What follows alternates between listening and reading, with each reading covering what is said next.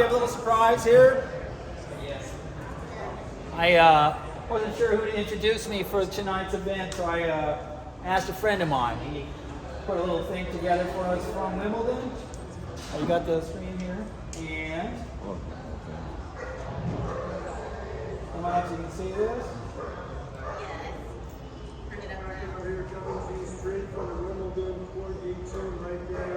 One behind me, that center court over there is a gorgeous day, and it's a great night to be celebrating my good buddy Barry Buss and his book launch party. Barry and I go way back. I was very honored to write the foreword for his book, which is absolutely phenomenal. Not only the storytelling, but the writing. Barry was one of the only guys defending me during my days running player development for the USTA. He used to write incredible missives online. So that drew my attention to him. I remembered him, of course, from junior tennis. And we became buddies. I appreciated his support.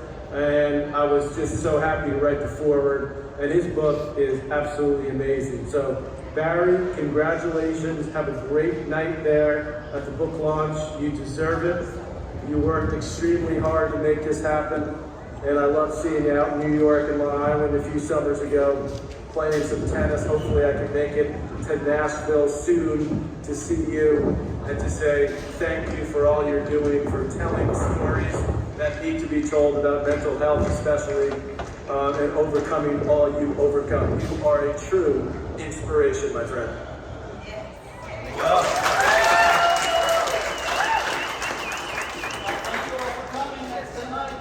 Safely, that was it. It's a tough act to follow there. Gosh, thank you guys so much. I threw a party and everybody came. There was a lot of years of my life when that was not happening. And for those who've read the book, you can kind of grasp a part of that. Before I get going, I just want to thank all my family and friends here for helping set up and getting this going together, especially my wife. She just put a lot of hours into this and making these things happen. I know you guys are all wondering if who put that charcuterie board together. It was her. But,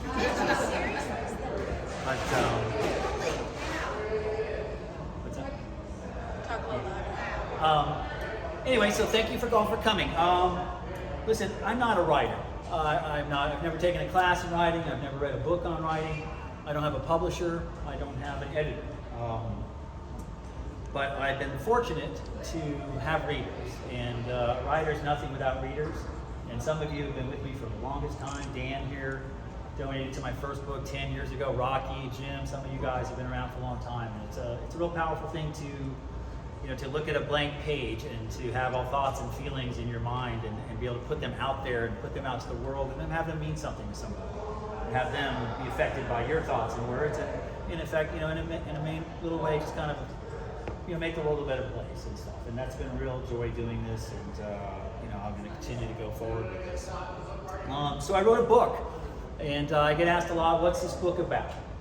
And a lot of you know me from the tennis industry. I've been I was a junior player, college player, and I teach a lot. But also, it's a recovery book.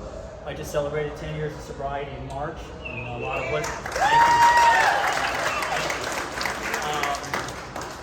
So the tennis people may not be so interested in the recovery stuff. The recovery people, who spend a lot about sobriety may not so be interested in the tennis stuff. But if you're a drunk tennis player, this book is for you. Cheers to everybody. And it turns out there's quite a few of you out there. But mostly what this book is about, it's a book about healing. I went through some experiences younger in my life and throughout my adult life that were a little bit beyond my control.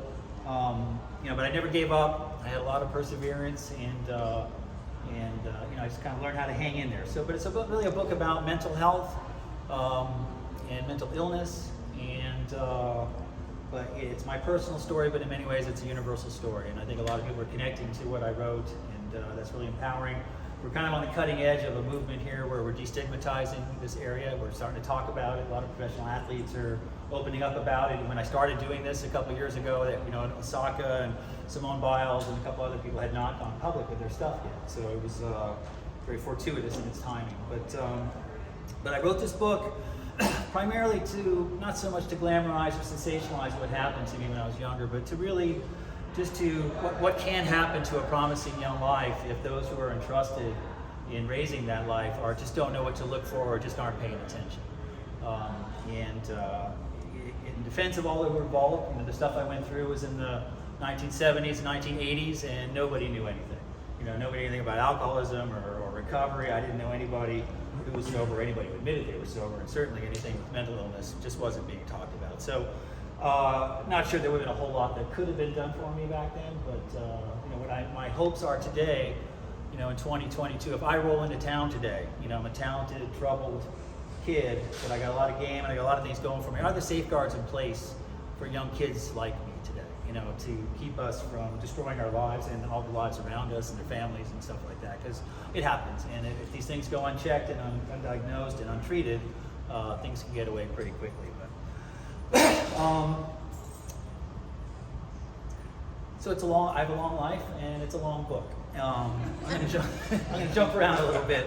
This is kind of the core tension of the book and really where things changed for me. I was 18 years old. I was playing college tennis at UCLA at the defending champion UCLA Bruins.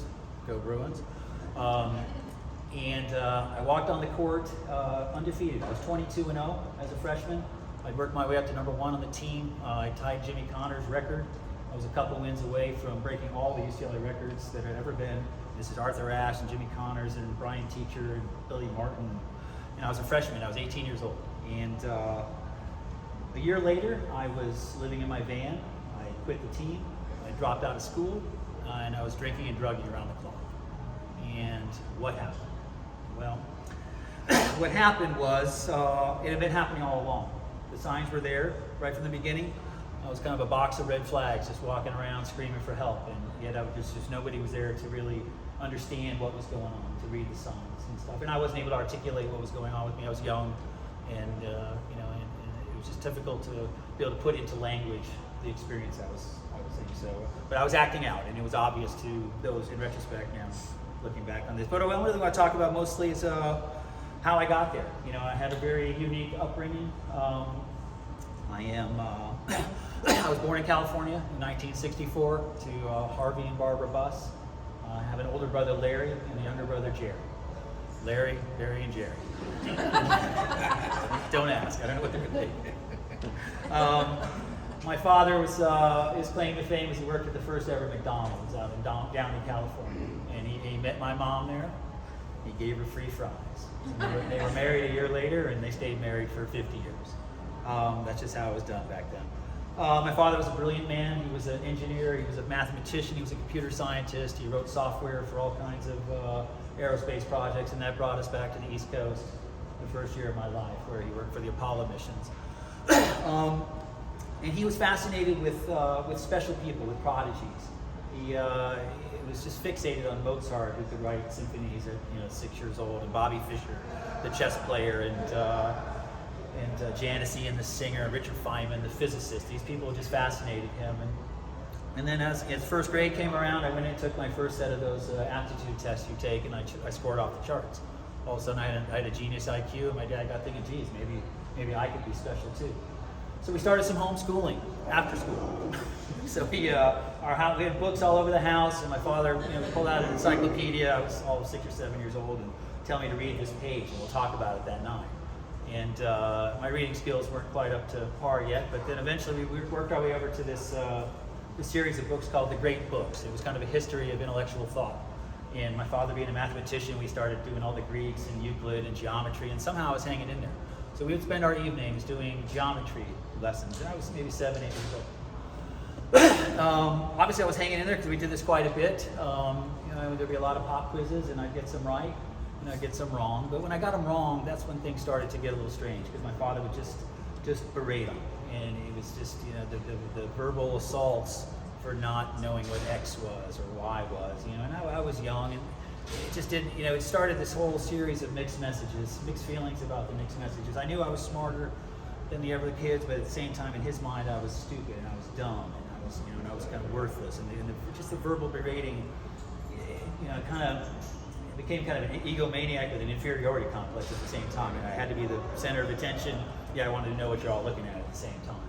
And so math didn't quite pan out. Then we moved the next obsession over to chess. That was his fascination, and he saw that I could play a little bit, and the chess championships were going on, and he'd give me the book to read at night, and we'd play chess into the nights, and and I loved it. It was just me and my dad just playing games late into the evening. But somehow he had decided I wasn't special enough to be a chess person, so we put that away and just move on to his next obsession.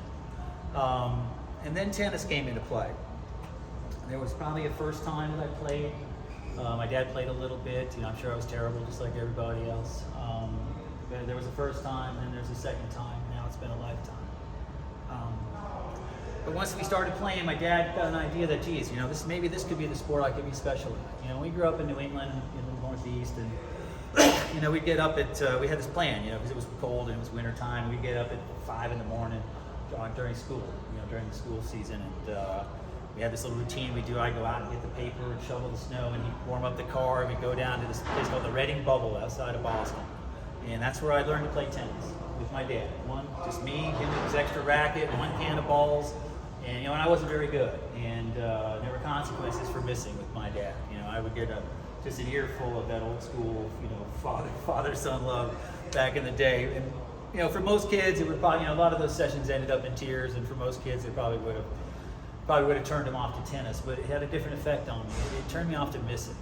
I just figured the quintessential negative incentive. If I didn't miss, I didn't get yelled at. So I was okay, so I just tried as hard as I could at this game. And then after a couple years, I stopped missing so much, and he decided to enter me into a tournament, my first tournament. And I got crushed the first couple of weeks, first couple of events, and all of a sudden it happened. I was 10 years old and I won my first event. And I came home, I had this trophy in my hand, I slept with it, I took it to school, I showed it to everybody I could, and I just remember thinking, wow, this is it. And then my dad started thinking, wow, maybe this is the sport or the activity he could be special at. So after that was all in. We were all in on tennis. My father was pretty obsessive about things. He would, once we started going on the tennis, that meant playing a lot of tournaments. And tournaments meant going every weekend away. Just me and him in the sports car at the moment, driving to Albany, and we were in Boston, going down to New York City and up to Maine and all these crazy places we would go. And it was literally every weekend, just me and Dad in the sports car at the time. And in the beginning it was fun and exciting, but the problem, everything came about winning at that point. There was so much pressure and expectations to perform up to his standards. And I was 11, 12 years old, and I didn't quite have it all figured out. And those drives home got rough. It was, he was an angry man, angry at what I never really understood. But I was a little boy just sitting in that passenger seat, just taking it on the way home, and then he'd just shut it down. He'd just go quiet, and I'd just look out the window trying to figure out what to make of this world. I was too young to be very worldly, so I would just sit there trying to figure out what was going on and when was he going to talk to me again, kind of things. And this would go on for some time, and then I developed some tics around this because the anxiety of those weekends were pretty extreme. To not win came with consequences. It put me on the wrong side of what I perceived to be conditional love. If I won, I was loved. If I lost, he would just come down hard. So I started doing some things on the court that I'm not terribly proud of. I started cheating a lot. I figured the best way to not get berated or picked upon at the way home was just to cheat my way to victory. And not realizing the kids I was playing were probably going through the same thing themselves. And when the cheating would work, sometimes it would work, sometimes it wouldn't work, but when I would be losing matches and the tantrums would start, I would just start freaking out on the court. And I wasn't the only kid doing this out there. Everyone was cheating and had some tantrums and stuff. But it just seemed mine were just a little bit more, and a little bit more extreme than everybody else. And it wasn't that I hated losing. The little competitor hated losing. But what I really hated was how I got treated for losing. That somehow this tennis result as a 12-year-old became a referendum on who I was as a young human being. And that stuff stuck with you. You can't get those words out of your mouth or out of your head when they're not yours to begin with. And so you start developing some serious tics. And the other parts of me, I wouldn't even try. I would just tank. Other times I would just choke terribly. I would be so nervous out there, just knowing that if I lost this, what was coming on the ride home. So all that together, but throughout all of that, I still managed to win some tennis matches, which was kind of fascinating. But a lot of damage got done in those years, and and eventually we left New England, and we went out to California when I was 14 years old, and we moved to little nondescript town called Torrance in the South Bay part of Southern California. What Torrance lacked in curb appeal, it made up for in tennis. It was probably ground zero for more famous tennis players in one period of time and any time in history. There was world number ones, Tracy Austin, Peter Sampras, Lindsay Davenport, all within a 10-mile radius of where I lived. So if you were, it was 1978, it was the tennis boom that was taking over the United States. And if you were athletic and you wanted to play some ball, this was the place to be. So we joined a club.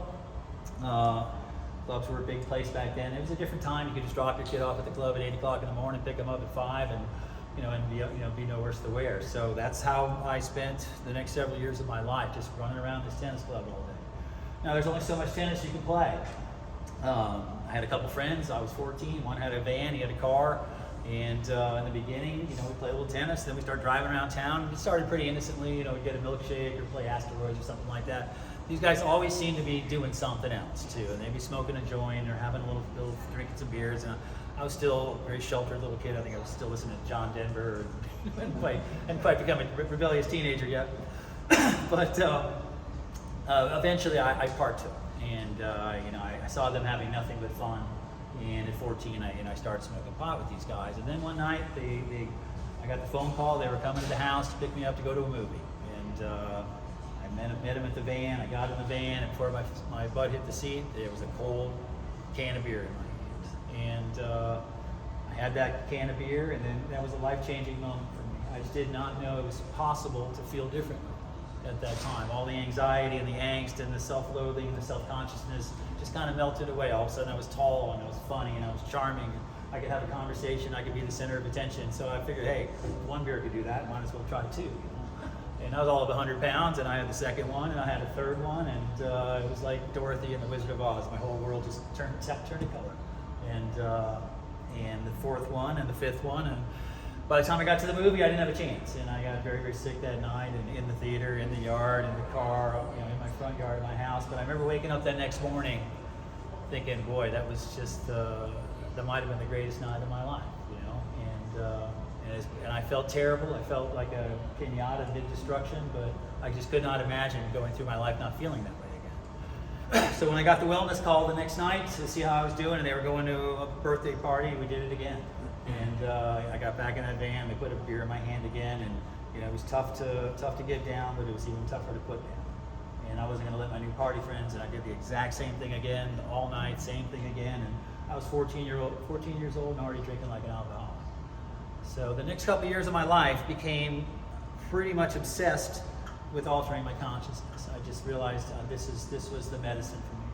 Something that whatever was going on in my head, this just made me feel okay in my skin. Okay, and I didn't really care what was going on around me. And I would literally spend the next 2 years of my life getting high nonstop. Before school, obviously I couldn't drink around the house. My tolerance for alcohol was not terribly good. But it accelerated quickly, and I didn't.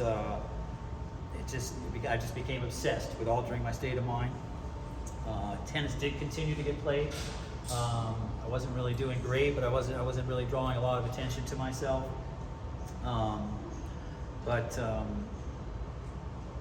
Through those years, it was a mixed bag. I was getting high all the time and trying to play, getting high and trying to play all the time. And eventually, it came time to go to college. And I'd done some I played okay. I was on the edge there, breaking through to some bigger schools, but I just had a terrible year of behavior. Just one thing after another. Everything was accelerating, just getting out of control. And right when I looked like I was relegated to the minor leagues of tennis, I finally pulled it together at the last second. It was like the last tournament before I was going to even have a chance of doing this, and lo and behold, I caught fire. I was kind of a middle of the road kid, wasn't really going anywhere, and the next thing you know, I couldn't lose. And I went and won the next 3 tournaments in Southern California. I barely got invited to the Junior Davis Cup tryouts, and to try out to become part of the national team of the United States. And I went through and I ran through the whole thing. I didn't lose a match. All of a sudden, I was representing my country. I was 17 years old, and I wasn't being built for this. It's being in the tennis industry. We get a lot of parents come in, and they think their kid wants to be a professional, and they're 10, 11 years old, and it's delusional. How hard it is to get that way, to be that good. But the flip side of that is to not prepare to become a professional and to come of age with that talent is almost criminally irresponsible, because it's a 1 in a million that get the chance to be there. And all of a sudden I was knocking on the door of this, and I wasn't ready for it. So I was on this Junior Davis Cup team. It's the most prestigious thing. You're wearing the USA on your back. You're representing your country. You're getting, everything's paid for and all this. And I was on the team. I have a coaching staff. I have teammates, and I'm on the team 5 days, and I break every single rule, and I'm thrown off the team. You're suspended for a couple weeks, but and it was tough, you know. And I just wasn't ready. I'd been doing it on my own way for so long, and I just could not adapt quick enough. Eventually I'd get back on the team, and I know I couldn't drink around them, so I bought a big bag of pot, and I just tried to stay high the whole time, and you know, I just get, so by the end of the summer they pretty much had enough of me. And my coach comes in, he calls the team to a meeting, said, listen, we know some things are going on here, we're going to search your rooms the next time, tonight, so if you have anything, get rid of it. And at no time did I ever think, all I could think of was, where am I going to hide it? And at no point did I ever think of getting rid of it, because I just subconsciously, I just couldn't. And you know, I think back on that now, how difficult that was. Of course, the next morning they searched my room and they found it and sent me home. And you know, it was it was just tough, you know, because that was an opportunity beyond belief that I just wasn't really ready to take advantage of at that stage. But I ended up at UCLA. I got to school there barely, and you know, I never had a coach, you know, like that, or a team to work with and stuff. And the structure of being there was just phenomenal for me. And I was able to really settle down and work real hard and get all the success. But at the same time, with all this attention, this media attention, and papers, and I felt so uncomfortable in my skin. I wasn't okay with being that. I just never believed inside of me that I was capable of succeeding at that level, even though I was doing it on the court, you know, more or less in spite of myself. So when things broke down there, you know, it broke down pretty badly. It was a pretty high-profile burnout for someone at my level to just stop like that. So back in my van, I'm 20 years old, things are falling apart pretty quick, and so I figured, okay, one last chance. So the 1984 Olympics were coming. I figured, okay, I'm going to try out for the Olympic team. And in normal circumstances, I would have had a very good chance of making this team, and Dan's got the jacket. And I just had a terrible, terrible breakdown, terrible blowout. It was awful, it was ugly. I chronicle in the book pretty badly. And when I got back to my van that night, I felt something was wrong. I just, you know, I mean, I'd been hungover before. I knew I was, you know, partying too much, but it just didn't feel right. And I was walking on campus at UCLA. I was 20 years old. And I just impulsively just walked into the psychology department, and I just said, I need someone to talk to right now. And I just kept going down the hall, and all the doors were closed. I finally found this one door at the end of the hallway, and it was open. There was a lady there, and I just said, I don't feel well. And she goes, she told me to sit down. And you know, she goes, do you need a doctor? I'm like, you know, it's not that. I just think my head's turning on me. I don't know what's happening right now. It's going really fast, and it'd go really slow, and I'd be up for days at a time, and then down for days at a time. And I didn't know what was happening. You know, and part of it was because of partying, but I knew it was more than that. So she told me to sit there. You know, she asked where I was living. I told them in my van. She got upset. She wanted to call my parents, and I hadn't talked to my parents in a couple of years. I'm like, no, you can't do that. Don't tell them anything. But she started calling furiously all these numbers, you know, all the professors in the building. I think she knew what was wrong, but she couldn't tell me, you know. And nobody answered the phone that day. But she gave me a phone number to call. She said, if you call this number, please call this number. And I was 20 years old, and I didn't call the number.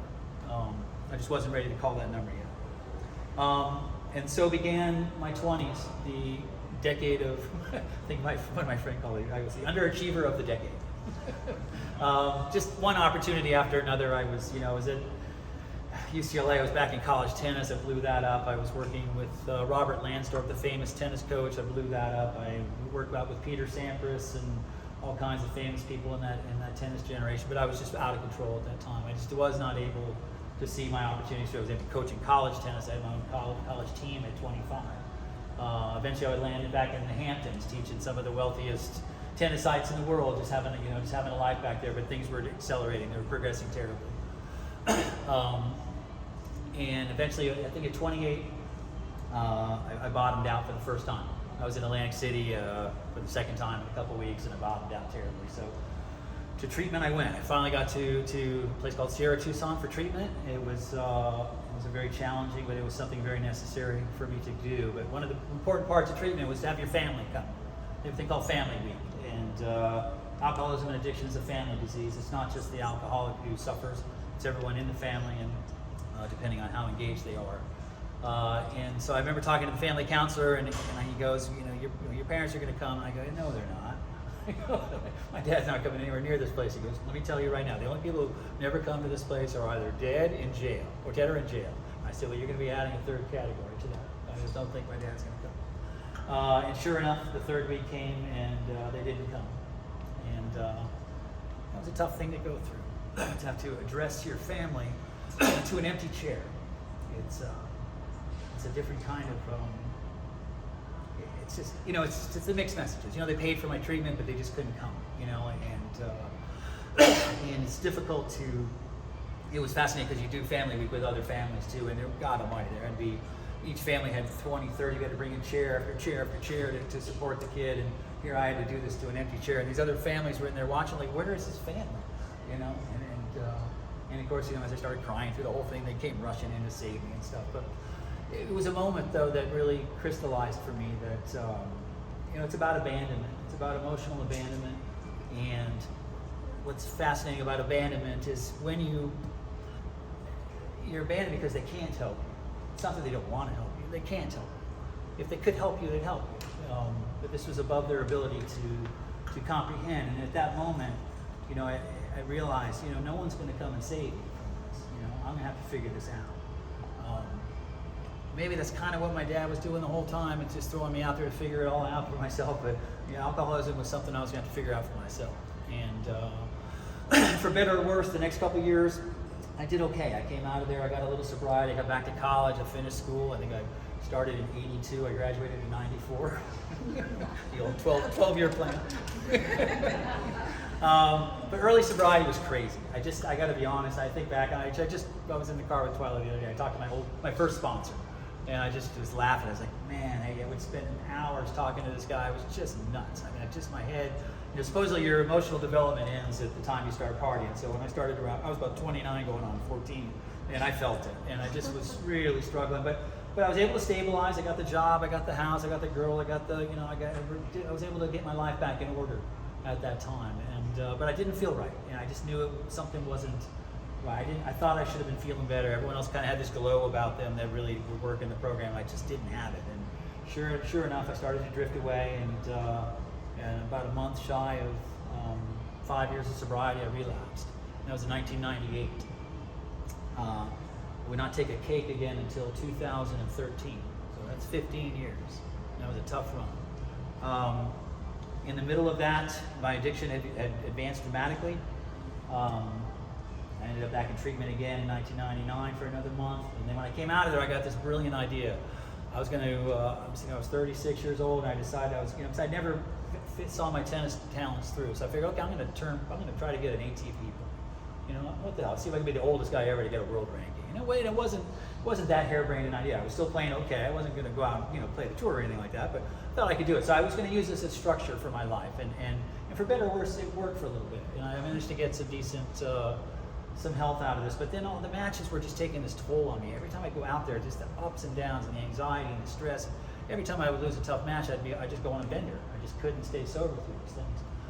Eventually, I reached out to an old college tennis friend of mine, and I was telling him the whole story, and he directed me to someone else, to another professional, and this lady named Alex. And so I got across from her, and I was talking to her telling her my story for 5 or 10 minutes, and she just stopped me cold. And she goes, do you mind if I interject? And I go, yeah, please, by all means, please. She goes, you have bipolar disorder. And it hit me like a ton of bricks. I'd heard a little bit about it. I had a friend who had been diagnosed with it, but I didn't really put it all together. I was 37 years old when I finally got diagnosed. The problem was, I'd been partying pretty hard for 23 years now, and my wires were pretty crossed. And so at 37, they tried to help me. They tried to medicate me. I got to the mood disorders clinic at UCLA. They put me on this medicine called Zyprexa, which is just poison. The next 2 years of my life were difficult. I was cycling rapidly on the bipolar. I've been partying too much. The medicines were triggering me terribly, and I went through a very, very challenging 18-month stretch where hospitalizations and car crashes and comas and jail and all kinds of things. And it didn't. It was tough. I almost didn't get it. For those of you who saw the book, read through the book. And even after all that, after I finally kind of got out of harm's way there for a little bit, I caught myself one time, and I was going to score again. And I remember having this moment of clarity with myself, like, what has happened to you? After all this, you put everybody through everything. You've just, you've been in hospitals, and you've read everything, you've taken everything, you've been to every meeting under the sun, and here I was going to score again. And it hit me really hard. I was like, wow, this has really got away from me. And I made a big decision that night. I decided to live my life as a functioning addict. And anybody in recovery would probably laugh a little bit, but that was simply the best I could do. I couldn't die and I couldn't live sober, but I could maybe try to live as a functioning addict and see if I could pull this off. And for better or worse, I did. For about 5 or 6 years, I pulled this off, and it was pretty grim at times, but I just was trying to wait it out to see if something would ever happen. It's changed my ways. And then one night I got a call. I got a call from a friend who wanted to take me to a concert. And it was a band called Fish, who was the main lead singer of this band, and he was playing at the LA Philharmonic. And I didn't want to go. I didn't want to be away from my stuff too long. I mean, that's where I was at. I'd literally gone a couple of years without inhaling a single sober breath at that point. But I went, and they dragged me there, and I sat there, and my rock idol was up there, this guy Trey Anastasio, and he had trouble himself too, but he was sober now. And he was up there leading the LA Philharmonic through this beautiful night of classical Fish music. And I sat there, for the first time in my life, I felt envy. I felt profound envy for somebody. And not because he was a famous rock star, but because he was sober. And he was living out his artistic dreams, and I just so wasn't. And I just let this get the best of me. But I made a decision that night. When we drove out of there, that something triggered in me that night. I was going to try again. And that was March 10th, 2012.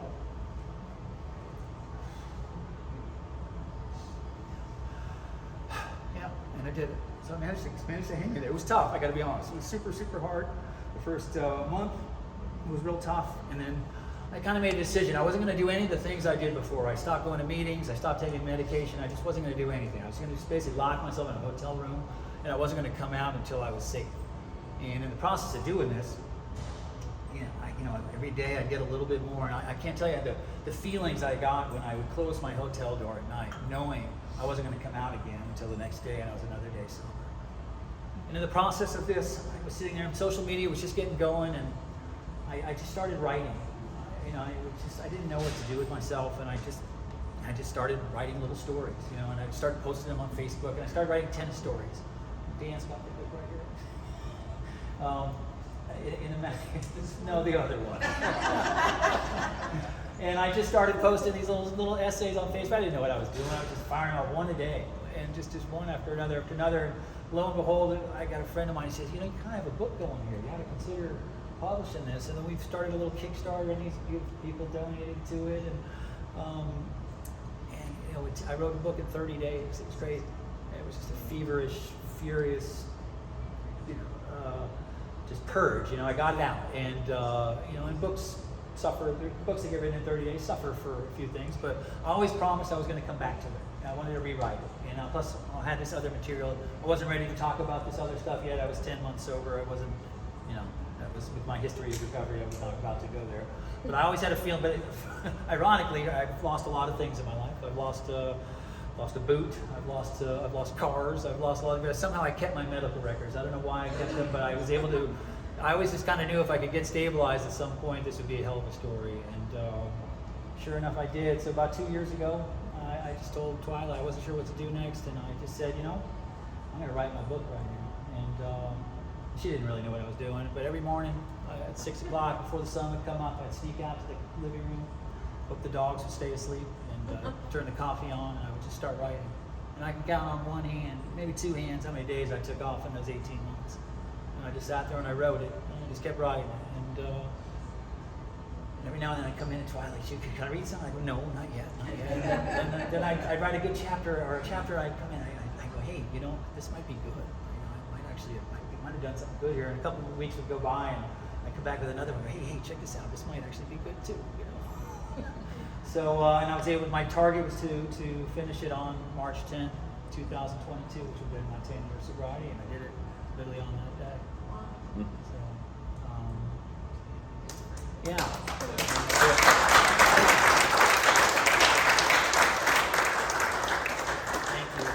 it's yeah, it's been a ride. What a journey. I don't recommend anybody do what I'm doing. Certainly, there's no, in a weird way, just having to fend for myself in tennis and fend for myself in alcoholism and fend for myself with the mental illness stuff and the mood disorders. In some ways, I had to figure out a special way to do this. If that wasn't driven into me at a young age, I don't know if I would have figured this out or not.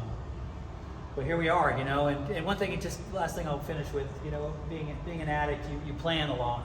We do a lot of planning. We don't really plan our excursions, but we certainly have to plan our way back to normalcy and recovery and stuff. But if you want to make God laugh, tell him your plans, because here I am, I'm living in Nashville, Tennessee. I'm married to this beautiful woman and her 4 kids, and they're all Republicans, and we listen to country music all day. I live an hour from Alabama, so how the hell did that ever happen? But it's been a beautiful ride, and I'm just so excited as to where this is going to go. And the first couple months have been really, really, really, really exciting. So I just want to thank all of you so much for coming. I'm here to take questions if you have any questions. But yeah, no, thank you so much, you guys. I really, really appreciate it.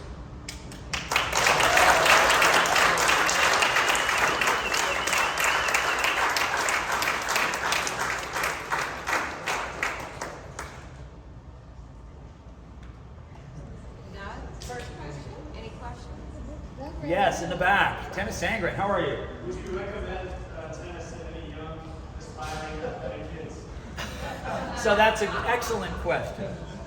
The powers that be who thought that sending, tennis has got some funny rules, right? You're 11 years old, you got to go sent to your court, you're not allowed to talk to anybody, you're not allowed to leave the court, you're not allowed to get any coaching.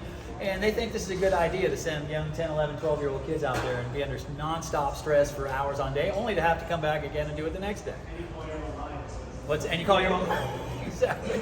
So my conclusion on this, and this is probably one of the better takeaways. If take the analogy, if you're going to move to a new town, you're going to check the neighborhoods, the schools, all the economy. You're going to look into these things before you put your child into that environment. Unfortunately, tennis parents don't do that. So if you're going to put your child into tennis, I really think you better have your act together. And if you had your act together, I don't think you put your child into tennis.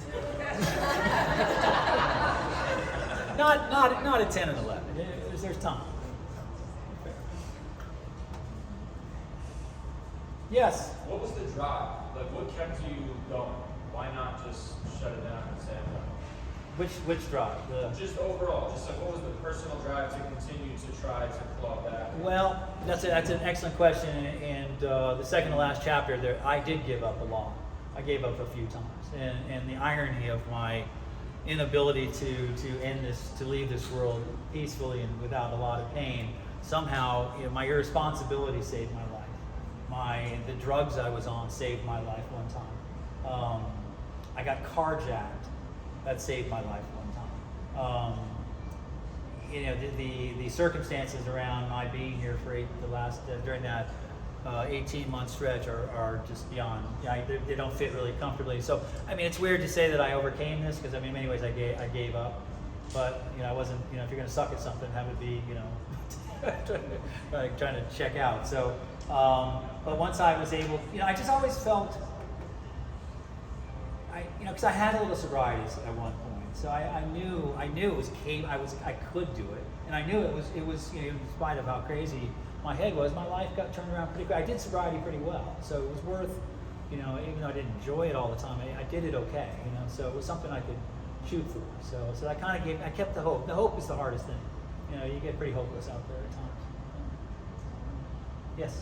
Did you have any reconciliation with your dad? No, that's a tough situation. No, I did not.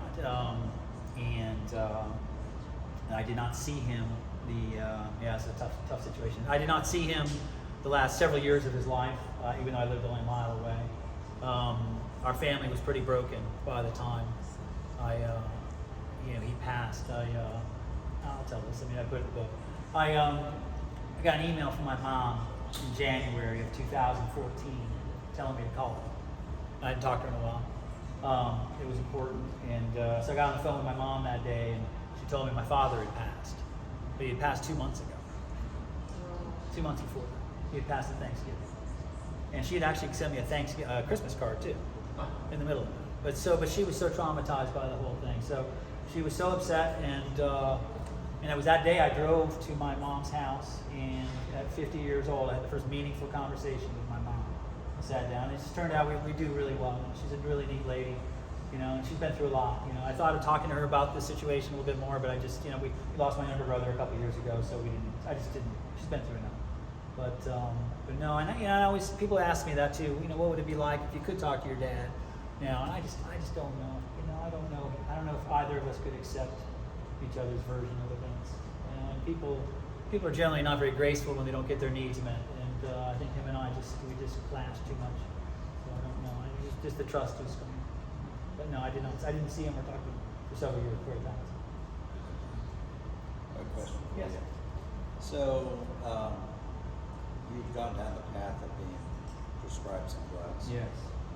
And just what's your opinion on that? So many people are prescribed drugs and young people. Yeah, so this is really important. If I had to conclude this, and this is not a time test or a tested theory here. I think psychology is for the improvement of your life. I think psychiatry is for making sure you have a life. I think their concern is not, so they don't really care how your relationship's going. They just want to make sure you're stabilized. They're dealing with your brain chemistry and so forth. I was talking to another friend of mine here. Being a very active person, the stuff they put me on was brutal. Because I was a flyer, I was really manic and high, so they wanted to bring me down. And it's easy to bring somebody down. There's all kinds of sedatives out there that are quite strong, depending on how much you take. But if you're an active person, like I'm a tennis pro, I got to be sharp, I got to be on, I got to be communicative, and inspiring, and so forth. It's brutal. It just flatens. You feel like a dial tone. It just takes the energy out of you. That said, it creates a ceiling for you. They're trying to create a ceiling and a floor and a ceiling for you, so you stay in this range. Because if you're bipolar and you're manic and you're cycling, you're going up and down, you're breaking through. So when you break through, there's no knowing how far down you're going to go. And those depressions are brutal. You can spend 3, 4, 5 days in one and never come out. And once you break through, when you come back up, it's just all over the place. It's just so hard to stabilize in the middle of that. I did actually have some success on some of the medications, but one I had a terrible side reaction to that ended up putting me in the hospital and stuff. So the one that was actually working for me turned on, and after that it was on cadence. But I tried quite a few of them. I always just felt like I had poison in them. But that's just me, and I want to stress here. Listen, they do wonders for a lot of people. I just cannot take anything. It just doesn't actually work for me. So. Interesting. Yes. Hey, I know you, Luke Skywalker. Presumably, this has kind of shifted how you might coach a junior. I know you still coach a lot of the juniors. Yes. So, what kind of weight would you put on the psychological affirmation and sort of curbing no, absolutely. Absolutely. Abandonment out there alone on an island? Yes, so I've become a very good mood reader. Not a mind reader, but I'm a mood reader. And I really watch the kids, and I'm watching like a hawk here, because I know what to look for now with these kids. I know which ones are in a little bit of trouble. I know which ones are just kind of more performative. They're not really that angry and stuff. But I spent a good 10, 15 years of my career just trying to save kids from their parents and this kind of lifestyle, or this possible life outcome, kind of a catcher in the rye, where I just didn't want them to grow up or have to go through these kind of things. It's complicated because, the tennis, one thing I did, this is a good takeaway, I feel, if you've got something going on, if you've got anxiety, if you've got, kind of obsessive compulsive or any kind of mood disorder like that, high anxiety or high stress environments do not help anything. They make it dramatically worse. Okay, and I found this out the hard way. So I was struggling as a young person out there. I did not have the internal. The internal voice that was going on in me was bananas. And that's why I was fascinated with the better players, and how they could keep their act together during these matches, because I knew what was going through my head. And I was like, God, how do you guys win matches if this is going through your head? Because I had nothing to compare it to. You have this little secret little narrative going on in your head all the time. So you just assume everyone's thinking like that, but at some point he's like, no, they can't be, because he's calm and he's winning and I'm not, and I'm freaking out all the time. So with the kids today, I really just there's a stepping stone. So you got to keep it really simple. They're just not emotionally developed yet, and they don't have the language to communicate with you what's going on. You know, they're just not there yet. So they can't tell you you know, I mean, my whole experience was I was just screaming for help. I just wanted somebody to help me because I knew I was in trouble, and it was just like a giant temper tantrum the whole time, trying to find somebody help me. I'm not doing well here. But I couldn't put those words into language. So, Thank you. yes. Yeah, thank you.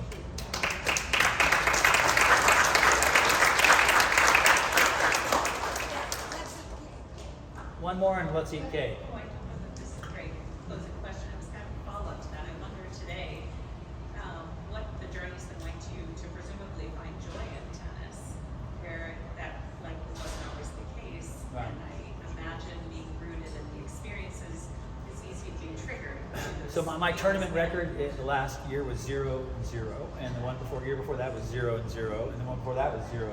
We just talked about it. I have no interest in competing in anything, even pickleball. Like if someone starts getting in my face, like I'm out of here, and some guy fist bump me, they're like, no, I'm not doing this. I just have no interest in engaging on that level anything. So it's just beautiful, it's fun, and I can help people navigate this. So Yes. one last question, Barry. Congratulations on your book. What's your next step? Are you going to tour? So yeah, so it's been a very exciting. I've got a lot of stuff coming at me right now. I got a lot of speaking engagements. Hopefully, I will get better. Hopefully, I was okay tonight. It's not natural for me to be that self-promotion gene is just I didn't get it. So I'm working through this. As you can see, my neurotic note-taking. I do have a lot of really cool speaking engagements coming up at the end of summer and some other stuff. There's a movie person that's very interested. He's going to come down here this week. They're talking about doing a series and a whole bunch of things. So it's exciting, and I'm just trying to just do the next required thing. And but yeah, that's If about it. there's anything that we can do to like put it out on social media. Yeah, just again, it's hard for me to promote myself, so it's very difficult. Yes, the answer is yes. The answer is yes. And as my wife said, let's eat some cake. We have a beautiful cake over here, a lot of food, and I can't thank you guys enough for coming. This has been a really, really important night for me, and I love all of you. Thank you.